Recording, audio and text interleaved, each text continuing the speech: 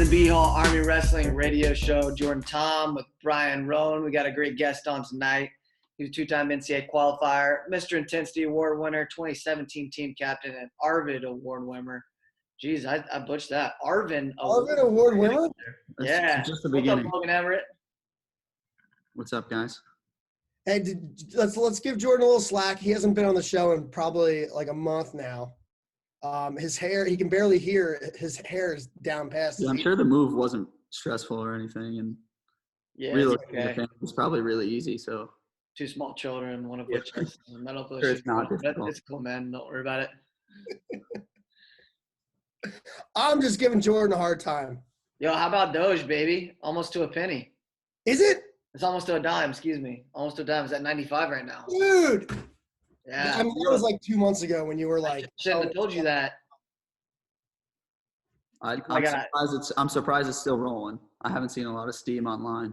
Hey, there was no steam on it until like today. It's just out of control. Bureau's gonna check it right now, and he's gonna start tears flowing. Yeah, and he's immediately opening Coinbase or whatever he uses to dump all his money in. Oh, Oh, almost a dime. Doesn't sound like a good sign.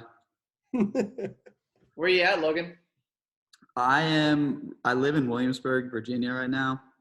So I'm stationed at Fort Eustis.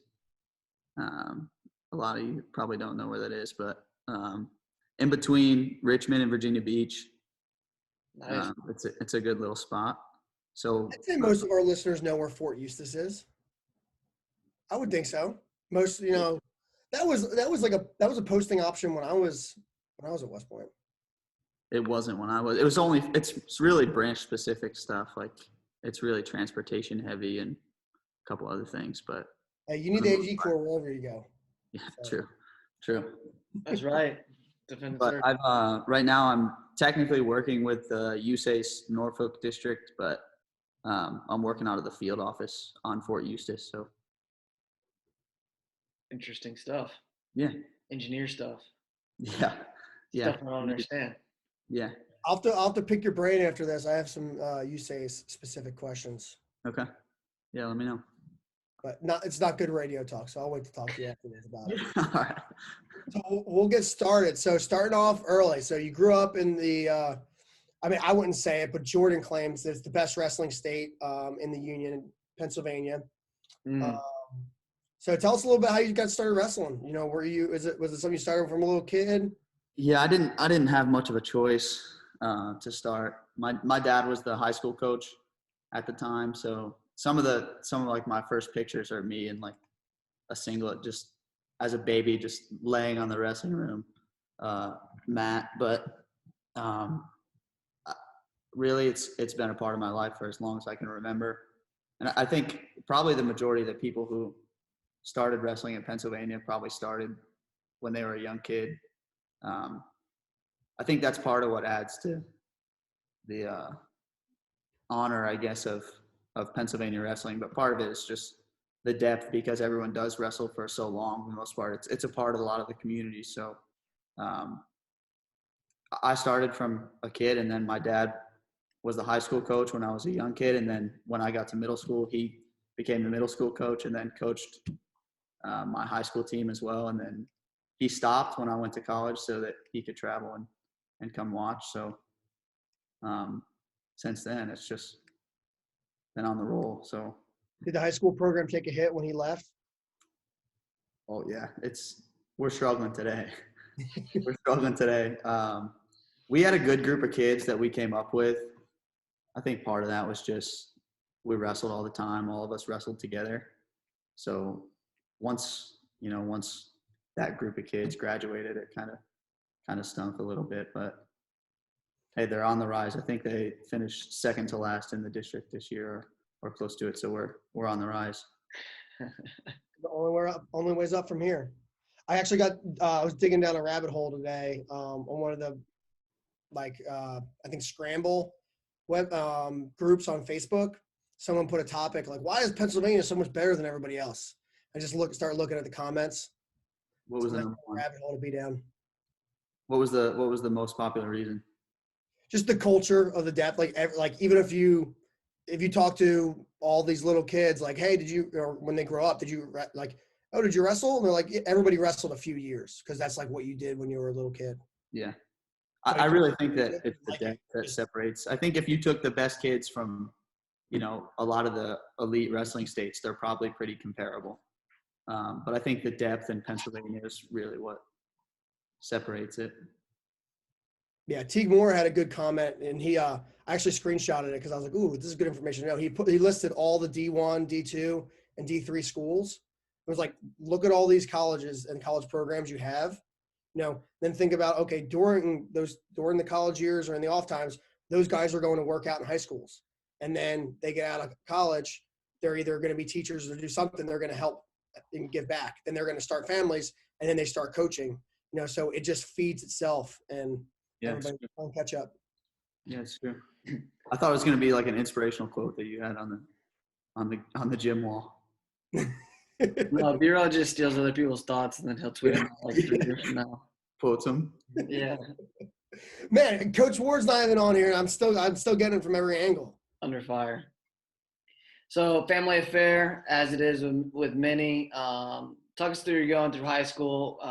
Know you had some great success your junior year, and then your senior year, maybe not what you wanted, obviously, and then that transitions you, into college. Talk through that transition. Is that maybe a strong motivating factor for wanting to wrestle in college or wanting to have success at a high level in college?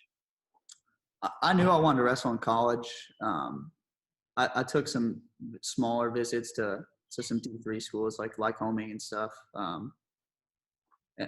It just wasn't really what I was looking for. Like I knew I wanted competitive, right? And the good program D3 still. I could tell it wasn't as serious as I wanted it to be. And that was junior year coming in my senior year. Senior year I didn't have a great year, and I don't think I stepped foot on a mat from the time I lost my senior year until I got to West Point. I think I just needed some time off. I had a good year my junior year, so expectations were high. Come senior year, didn't have a good year, and then I needed some time to roll into it. So I think it actually helped long term. I was a little bit more fresh and eager when I got to West Point. I think if I would have trained through it, I wouldn't have been as excited to get in the room and start rolling.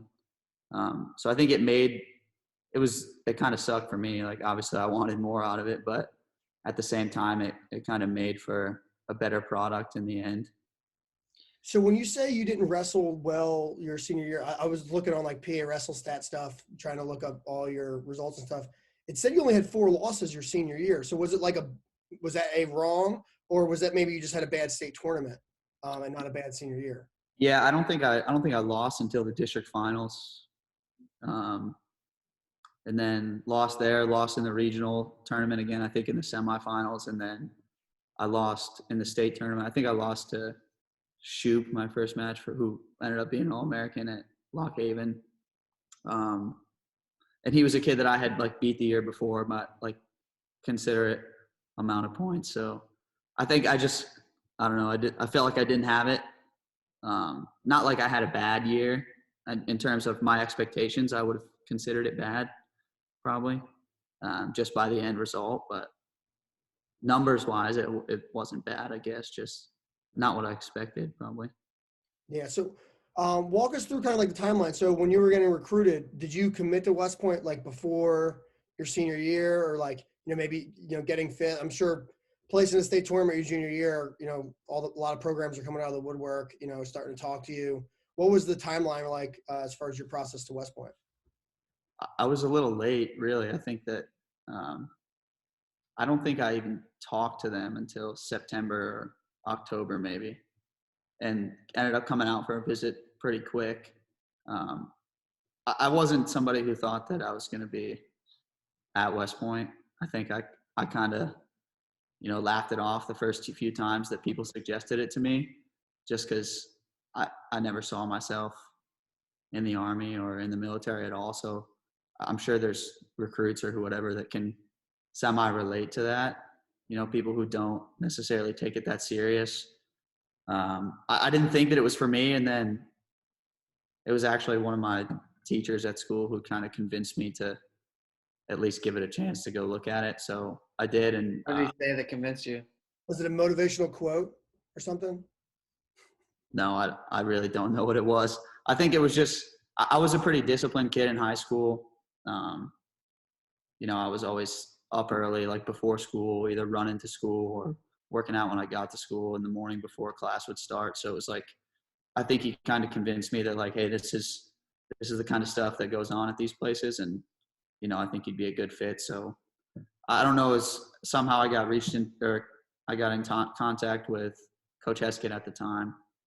And then within just a couple of weeks, I was out, and my first recruiting trip was for wrestle-offs. It would have been your senior year, I think. Funny story is I ended up going on my recruiting trip with Mark Marchetti, who ended up being one of my, best friends while I was there. So we kind of started together. But I think I ended up probably committing in December.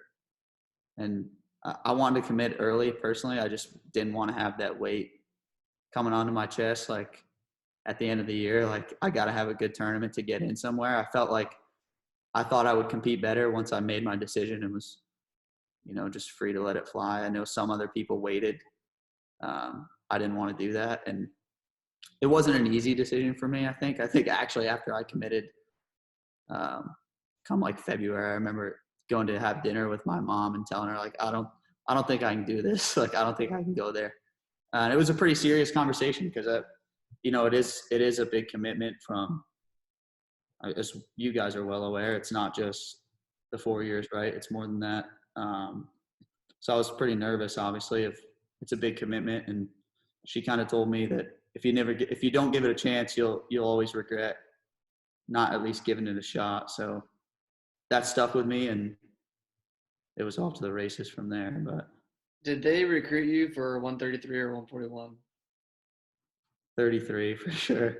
I think so, because I remember this conversation when like I was leaving, and I think they were just trying to like kind of piss me off a little bit, and they're like, "Yeah, we got this kid coming in from PA, like he's tall, kind of lanky for you. He's gonna be a replacement. Like he can ride legs really good, but like he can also shoot. So he's like he's 2.0 version." I was like, Yeah, and then my freshman year, I went like 12 and 14 or something. "Well, that's freshman year, but Yeah. you're a stud, man. Yeah, a really solid replacement for you. Predecessor, I like it." Yeah, but I mean, like there's something to be said. Like you went and did not place, in the state tournament. You took some time off and you came in and started as a plebe. I mean, not many guys And can beat say 12 other Division One, started as a plebe. suckers. So Yeah. And I think that was something that I looked for in a program too. And this is a little bit off topic, I guess, getting towards the future, but I was looking for a program that I thought I could come in and have an impact and get experience right away. Cause I could have probably gone to a bigger school and maybe not have started somewhere right away. But I think looking back on my career, that was one of the things that helped me the most, was kind of being thrown to the wolves and having to figure it out right away. Like I got that experience, like, and if any of you guys experienced it, like losing sucks. So it's like, you lose enough, you eventually want to change it. And I got that experience right away, right off the bat. So this is kind of an impromptu question that's not on the doc, but do you fine. feel like your decision may have been different now based on like the recruits that they have coming in? And like I feel like if I was recruited now, like part of the reason I went to West Point was the same reason. I was like, I think I could start, as a plebe. Now, if I was getting recruited, I'm like, I don't think I'd be starting for a few years. I need to get a little bit better. The caliber of, what the expectation is and the talent is better than when we were all coming in. I think we can agree on that. Yeah, no, I won't deny that they're better now, and they're recruiting probably better. I don't know as if it would have steered me away. I don't really remember looking that heavily at who the other kids we recruited were. I remember watching the guys on the team. Like I remember, going there, and I think that I knew you were a senior at the time and was thinking, I think it could work. So I don't think it would have turned me the other way. Maybe it would have been a factor, but it's also, you want to be a part of that though too, right? So I think it kind of goes both ways. Like you want to be a part of a team that's going to be better. So you kind of come in at a really unique, point in recent Army history where you were recruited by Coach Heskett, and then you get there, and we've heard from some other people just like how that transition happened to Coach Ward. But I think you're the first person that was, a plebe when that happened.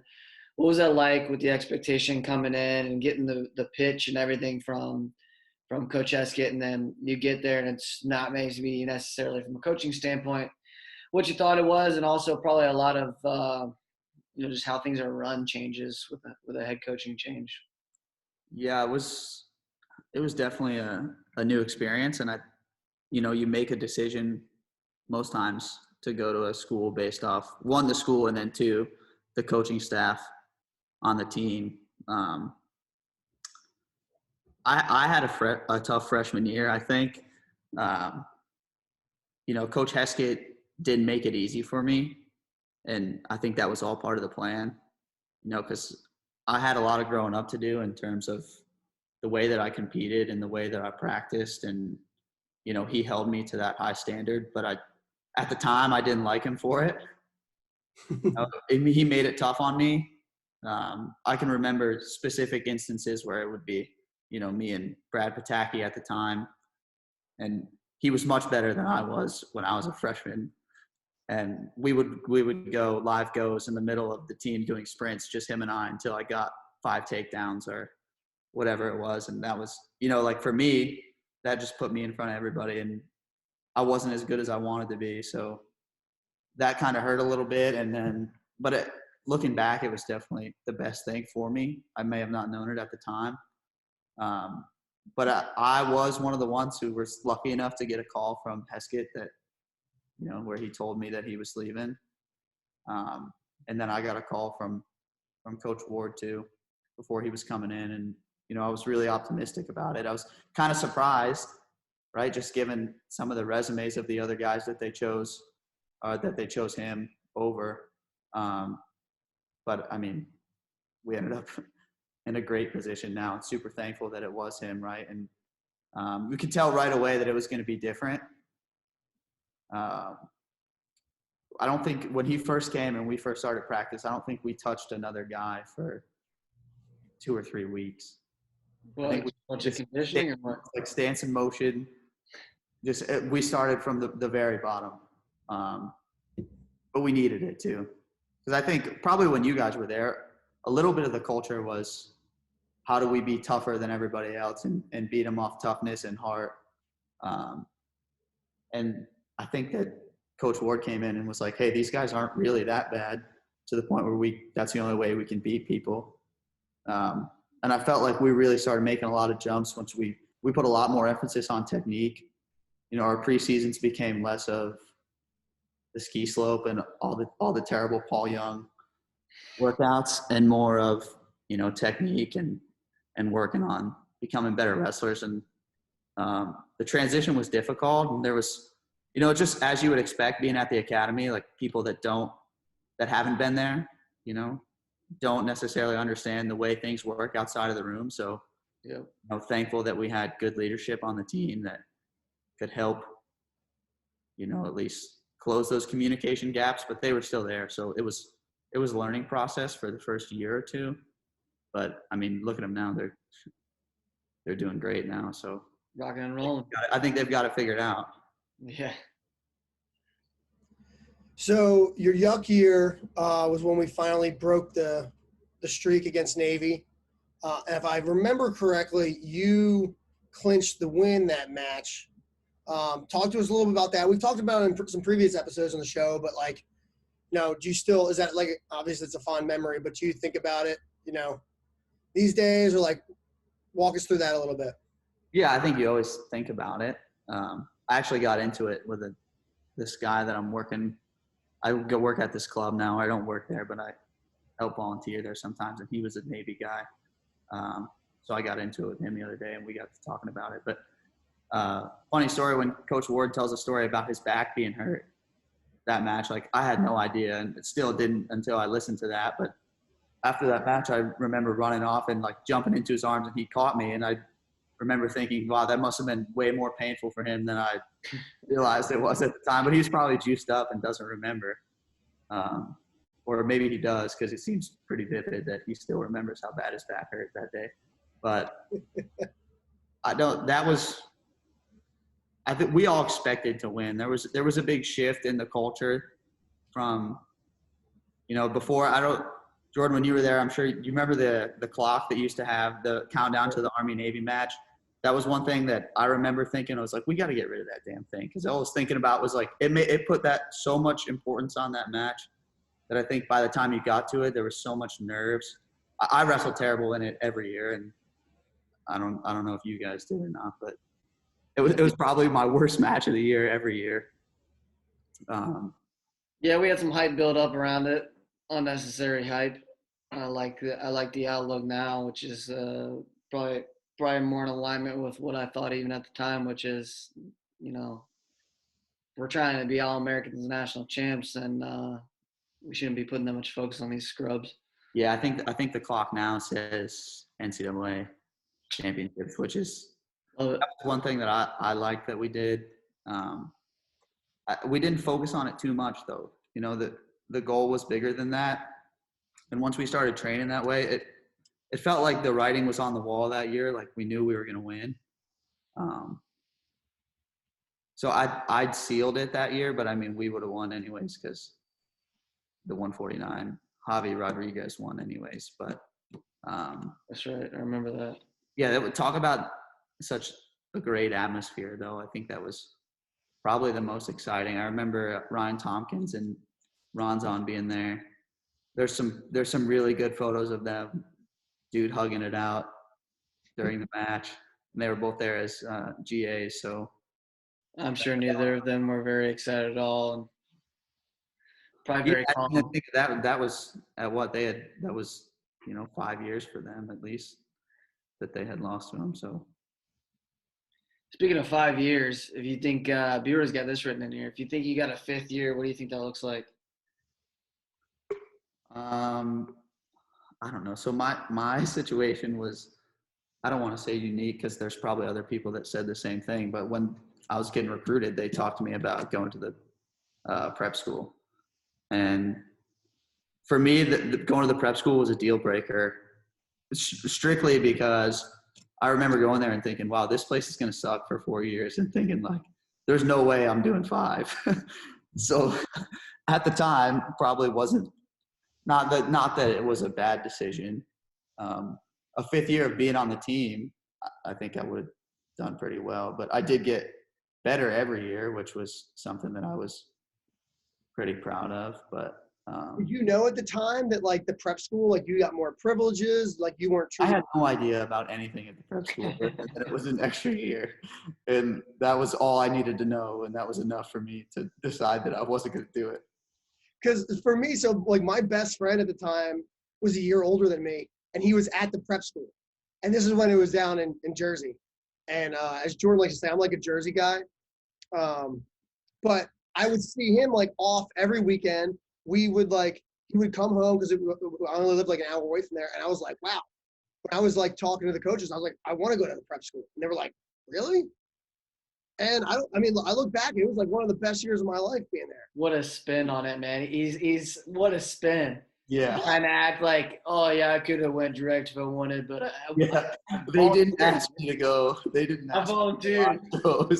No, I probably could have got it. I mean, I don't know. I was decent in high school. I wasn't very smart, but I feel like smarter than some of the guys that get in straight in.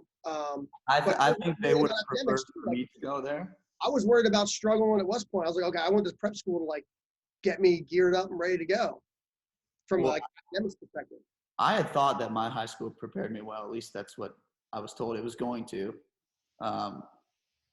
Chemistry was tough for me anyways, but I think they wanted me to go to the prep school based on my grades probably. I just told somebody that the other day, I was like, I thought I was pretty smart. And then I remember sitting in class, I'm like, how do you guys know this? And we learned in high school. Like, yeah. all right. What kind of high schools did you guys go to? Covered in 2 weeks. Yeah. What kind of high school did you guys go to? Jeez. Shots fired at Troy Christian right there. Yeah, no, man. They prepped me for other things, not necessarily academics. So whatever. Yeah, I don't think that they wanted me to go direct in, but I used it for leverage when I was like, if I have to go to the prep school, I don't want to go. Which was Dude, they offered to send me to Blair for a year. Oh, really? I was like, not doing that either. Yeah. No thanks. Why I never knew that, JT. Why didn't you go to? Why wasn't that an option? So woman was like, come on, man, you got to go to prep school, blah, blah, blah. And I was like, no, I don't want to do that. And I was pretty like straightforward. I was like, my girlfriend, I'm going to marry her, like, which I did. We have 2 kids, like, so I wasn't just some crazy high school kid. I was pretty serious about it. I'm not delaying just throw that out there, yeah. Yeah, I was like, I'm not delaying my life by another year, you know. So you said the same thing I did. Pretty much. Yeah. But I paid for it, you know. I struggled, so. Oh yeah, same. Same. Let's just say all the majors weren't open to me when I got to decide what I wanted to do. I branch out, so I'll leave it at that. Yeah. So I was scrolling through Instagram today. Actually, this is kind of shots fired at the program a little bit. All the previous guys we've had on, as far as looking at accolades and stuff, the media guides, when you Google it, I don't see anything before 2015. So I was like looking for, who got who were the team captains and, the Wally Crum Awards and all those things. And I couldn't find any of that stuff for the year you graduated. So appreciate you adding that on there. But as I was like going through your Instagram, I'm going through all the websites. I see you posted this picture, October 12th, 2016. It's right before like the senior year, like the senior picture. Yeah. Hashtag too much sauce. What was that like a phrase you guys used for the Arm Wrestling Millionaires, or? I couldn't tell you. I probably said, if you would have only seen the things that were said, you guys probably have heard this story I think you've heard it from maybe Coach Young about the social media guys that came in to scrub the team's social media accounts. So no, that would have been, they wouldn't even have brought that up for the stupid stuff that I would have said when I was younger than that, but I have no idea. Is there anything else to add to hip stuff that the kids are saying? Is there anything else to add to Paul's story of Hunter Wood? Was there any other pieces of nuggets from that?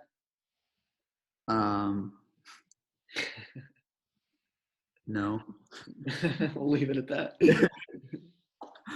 I mean, that was one of the funniest days. Unfortunate, a lot of things that we would never repeat, but it was not supposed to be funny, but it was, everyone rolled the whole time. So there was a lot of embarrassment and a lot of people laughing at other people. But a funny day nonetheless. So long story short, I don't know what that means, but I probably did or thought I did. Yeah. Too much sauce. Too much sauce. We'll let the listeners comment below when you hear this, and on YouTube or on Instagram or on Twitter now. I'm trying to get a little bit better. You could probably search the hashtag and see what it means, but you might not like the things that come up. Oh gosh. I don't even know. B-roll, let us know here in a minute. Yeah, I'm on it. Yeah, he's on it. So you were also, this is interesting. So you were also there at the time when Army got their first win over Navy in football. How much did that, if any, probably none, I'm going to guess, motivate maybe the wrestling team like, all right, we're keeping this thing going. We're going to three-peat? I don't know if we did. I want to say we lost my junior year. Maybe. Okay. Yeah, that's right. Because we won, lost, and then went for. We lost, and then we won my senior year.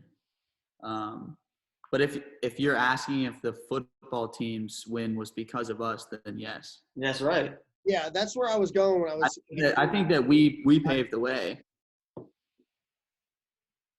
I feel like a lot of football players are ex-wrestlers just based on the nature of the two sports.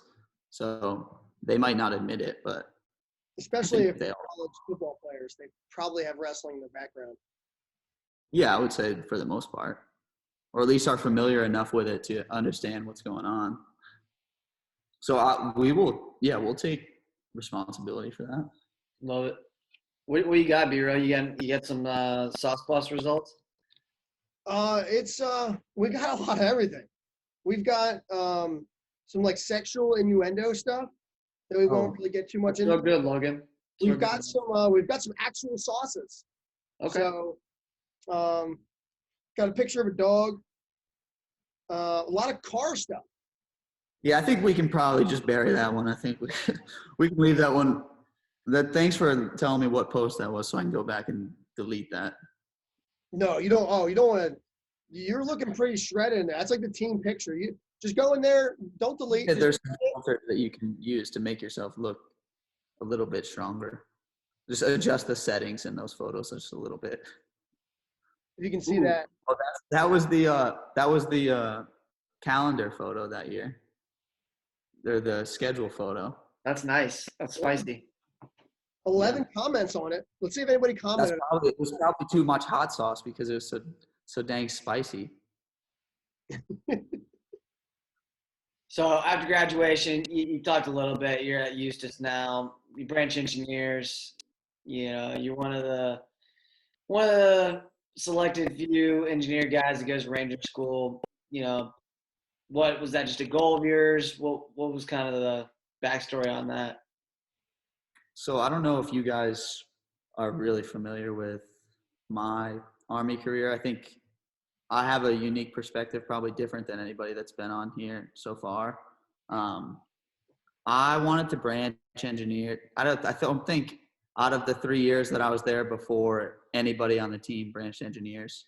I was an engineering management major, so I felt like it made sense for me to do that. And I was pretty interested in, I think I saw it the first time at Branch Week, which was the engineer dive thing. So I decided I was going to try out for it. And I kind of got into diving from the scuba PIAD, which I don't know if you guys were familiar with that at West Point. If you're a plebe or a yuck, listen to this. Try to inquire about the scuba PIAD. It's pretty sweet. They pay you TDY to go to Key Largo for a week and dive, and they pay for all your certifications and stuff. So that was my first exposure to diving. So that was something that when I saw that at Branch Week that, you know, the engineer branch had divers, that was something I was interested in. So graduated, went to Bullock at Fort Leonard Wood, and during Bullock they have a engineer dive selection process, which is just, you know, a 2-day selection process where the first day is all in the pool stuff, and then the second day is like a board or interview process. So I got selected from that. Me and 4 or 5 other officers. They take generally 2 to 5 every year. So got selected from that, and then stayed at Fort Leonard Wood an extra 3 weeks to do phase 1 of engineer dive school. And then after that, you go to Panama City Beach. So I was in Panama City Beach for 8 months at dive school, from like February to September of the year after graduation. Rough living. Yeah, fishing every day and hanging out on the beach all the time. And obviously there was a lot of studying and physical stuff going on at dive school. But so then finished dive school, they give us the option, you want to go to Ranger or Sapper, and which one? I picked Ranger just because all my buddies had gone to Ranger, and I was like, I can't be the only one that doesn't go. Classic. So, went to Ranger school, and then after Ranger school, came up to Fort Eustis on the dive detachments, and was an XO there. And I'll go to Triple C pretty soon, and then should come back for command for dive detachment. So what kind of stuff does the dive team or dive squad don't know the proper vernacular there. What do they do? Detachment is so it's one of the reasons I was drawn to it is it's a small team. So each detachment has 25 guys, which is like for me, I was like, dang, this was every wrestling team I ever grew up on. That was 25 guys. Like I feel right at home on a 25-man team. So we do everything that's underwater, really. I mean, so we'll do underwater welding, underwater cutting, underwater demo, search and recovery, like you name it, anything that's underwater and related to engineering or just work gets done. A lot of port rehabilitation stuff would probably be like our main wartime task. If ever called upon, I think that would probably be the number one thing that we do. But some stuff right now, well, stuff's slower, at least globally.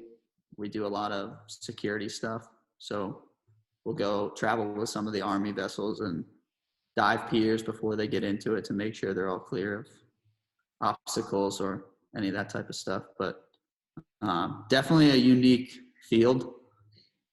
There's Yeah, that's interesting. officers per team.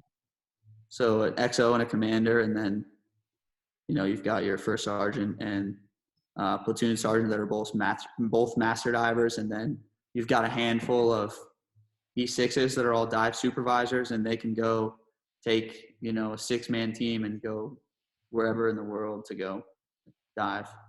So it's pretty unique. I feel like you probably have to work with a lot of squids in that line of work. Yeah. So actually the dive school in Panama City is the Navy dive school. So I ended up going through dive school with a bunch of Navy Seabees and Navy EOD guys. JT, can you cut this part out? That little minute clip right there. Yeah, I'll just slice that out. I didn't say I liked them, but no, that's. I mean, I didn't even realize you were doing that. I was like, oh, let's talk about your career. I see you're an engineer. I feel that's really interesting. Like I never knew that was like a side of the Army before. You could really. Yeah, a lot of people don't, and that's a little bit unfortunate for being an Army diver. As part of what we do is marketing ourselves, which is, talking to USACE districts to tell them, hey, you got any work that's done? So we do a lot of intercoastal waterway type work domestically. But outside of that, wherever we're at, wartime stuff is obviously a little bit different, whether it's search and recovery on some downed aircraft or whatever it might be. We've got a pretty wide mission set. So do you guys do work on like oil rigs and stuff?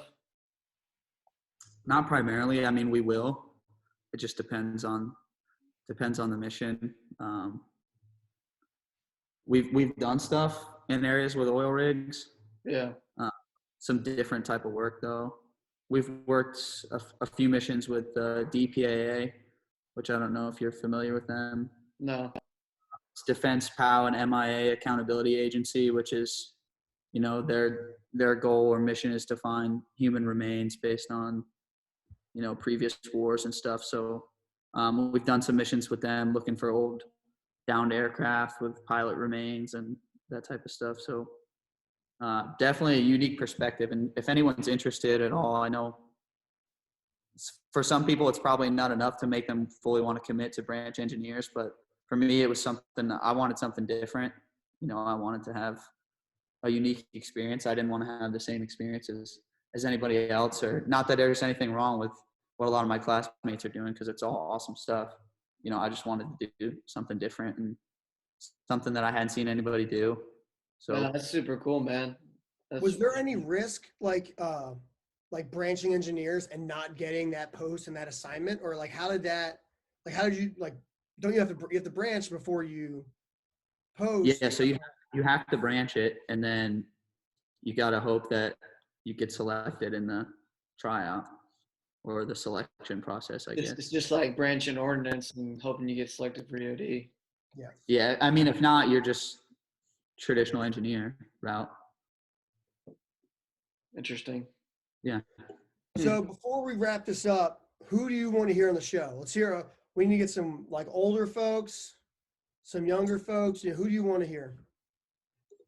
Older folks, I don't want to call them old, but I'd like to see the perspective of maybe some of the ORs, like a Messett or a Colonel Gist, or maybe even M1A1 Tanker, if he would bless us with his presence on here. Younger guys, like, I don't know, some of the guys that were mentors to me. I know you already had Ryan Tompkins on, but he was a huge mentor for me. And then probably Hunter Wood is another one of them he was like an older brother to me. And then I think somebody that would probably have a unique perspective that a lot of us who haven't been that great at wrestling would probably be, my roommate was Russ Parsons, who was the other captain on the team at the time. And, I think he had the perspective of coming into West Point as, a top recruit. He was at least the number one recruit in his weight class. We probably haven't heard from a lot of people like him. So, talking to him about, he was on recruiting trips to some pretty big other schools, like Oklahoma State and those types of schools, and chose to come to West Point over them. So I'd be interested to hear, not that I've probably heard it all already, but for everybody else, just to, that's something that we probably haven't heard. So I don't know how you guys weaseled your way into being roommates, but right on. yeah, we were put in the same company, and it got to the point we probably hated each other because I don't think we got a minute away from each other. Yeah, no kidding. Yeah, because we were roommates, and then come back, go to practice together, come back from practice, be in the same room, go on all the trips together. It was like we're always together. So you get at each other's neck every so often, but There's no cheating the system when you came back and it was like 12:01. Like you guys had to be on the same page, yeah. Got to coordinate your response. Yeah, and then imagine like two guys that already see each other all the time, being at West Point, that's already high stress, and then throwing the weight cut, and on top of that, just like the worst recipe, but we made it through. Made it through, baby. Yeah. Saucy. Yeah. If you will. Too much. That's too much sauce right there. Yeah. Too much sauce in one room right there. Yeah. Looking at the comments, Load, they're kind of fire. People were really excited about that. You got 11 comments on that one. 11 comments. That's a big deal. Yeah.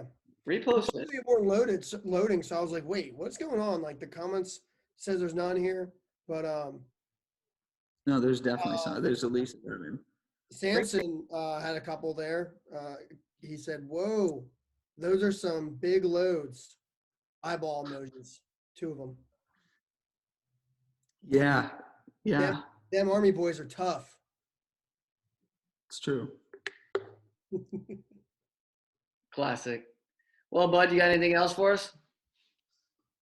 No, I mean, super thankful for you guys for taking the time every week to do this. And, it's one of the biggest challenges, I'm sure you guys know, is just keeping up with everybody. So even if it's something like this where guys can listen to it on their way to and from work, it's cool to, get the chance to connect with people, because you don't always get to. It's like a kind of funny story. I'll end with this story, is that you don't always get the chance to see people, but when you're close and you got an opportunity to make stuff work, you can.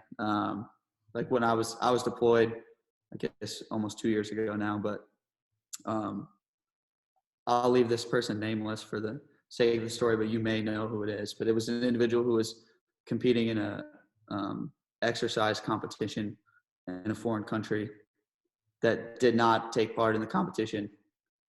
You may or may not know what I'm talking about. He was there, didn't take part in the competition. I happened to be on a mission. Yeah, happened to be on a mission in that same country. Drove to the city that he was in, met him. Got to work out with him and hang out with him for a little bit, and then had to jet. And unfortunately, he came back to the States, and didn't get to compete in that. But does a lot of really high level competition now. So we're very proud of that individual.